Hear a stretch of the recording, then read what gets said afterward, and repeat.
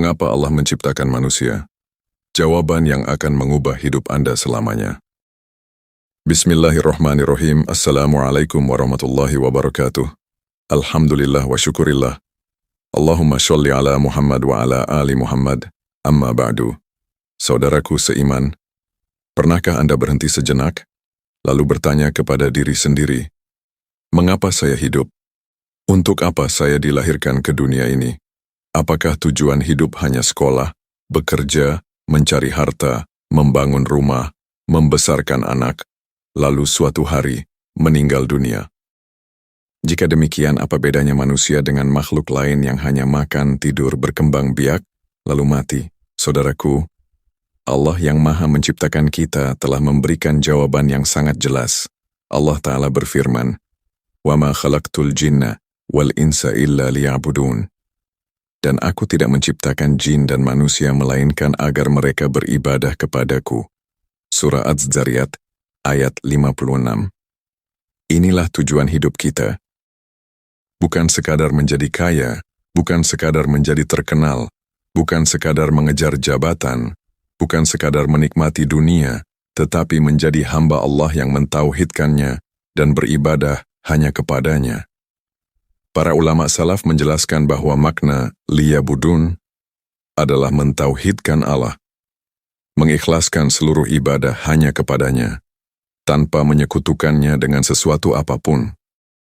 Karena itulah Allah berfirman, Qul inna salati wa nusuki wa mahyaya wa mamati lillahi rabbil alamin, ala syarika lahu, wa bidzalika umirtu wa ana awwalul muslimin. Katakanlah, sesungguhnya salatku, ibadahku, hidupku, dan matiku hanyalah untuk Allah, Tuhan seluruh alam. Tidak ada sekutu baginya, demikianlah yang diperintahkan kepadaku, dan aku adalah orang yang pertama-tama berserah diri. Surah Al-An'am, ayat 162 dan 163. Renungkanlah, bukan hanya salat kita, tetapi seluruh hidup kita, pekerjaan kita, usaha kita, ilmu kita, harta kita, keluarga kita, bahkan kematian kita, harus dipersembahkan hanya untuk Allah.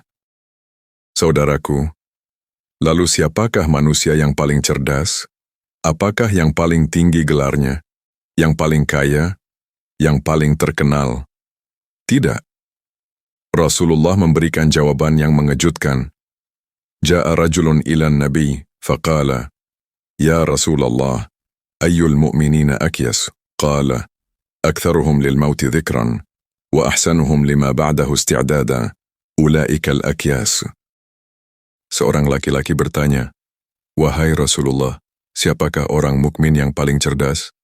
Beliau menjawab, orang yang paling banyak mengingat kematian dan yang paling baik persiapannya untuk kehidupan setelah kematian. Mereka itulah orang-orang yang paling cerdas.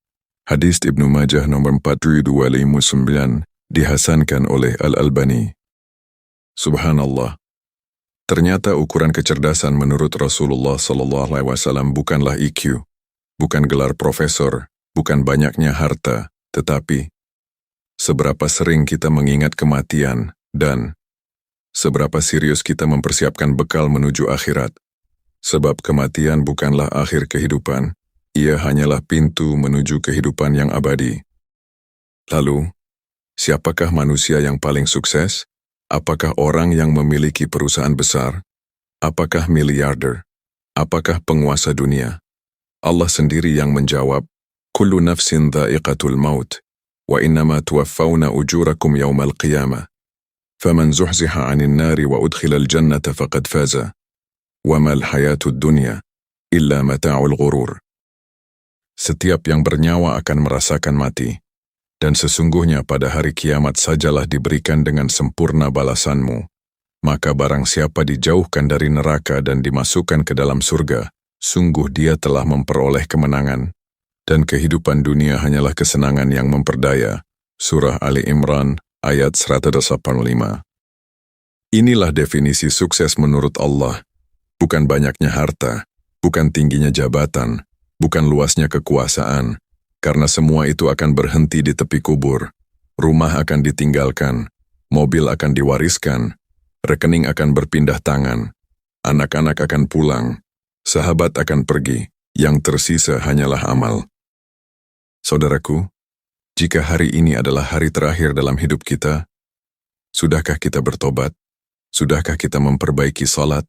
Sudahkah kita meninggalkan syirik, bid'ah, riya, dan maksiat? Sudahkah kita mempersiapkan jawaban ketika malaikat bertanya di alam kubur? Jangan menunggu usia tua, karena kematian tidak menunggu rambut memutih. Jangan menunggu kaya, karena banyak orang meninggal sebelum menikmati hartanya. Jangan menunggu esok, karena belum tentu esok menjadi milik kita. Hari ini, Allah masih memberi kita kesempatan, masih memberi kita napas, masih membuka pintu taubat. Maka kembalilah kepada Allah, perbaikilah tauhid kita, ikhlaskan seluruh ibadah hanya kepadanya.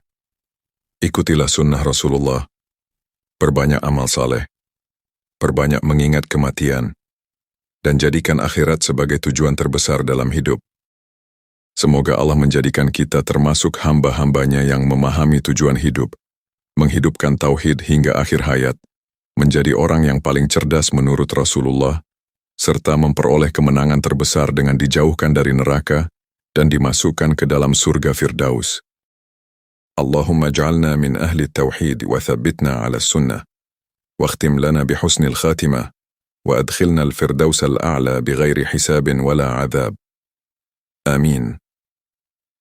Ya Allah, jadikanlah kami termasuk ahli tauhid, teguhkan kami di atas sunnah, akhirilah hidup kami dengan husnul khatimah, dan masukkanlah kami ke surga Firdaus tanpa hisab dan tanpa azab. Amin.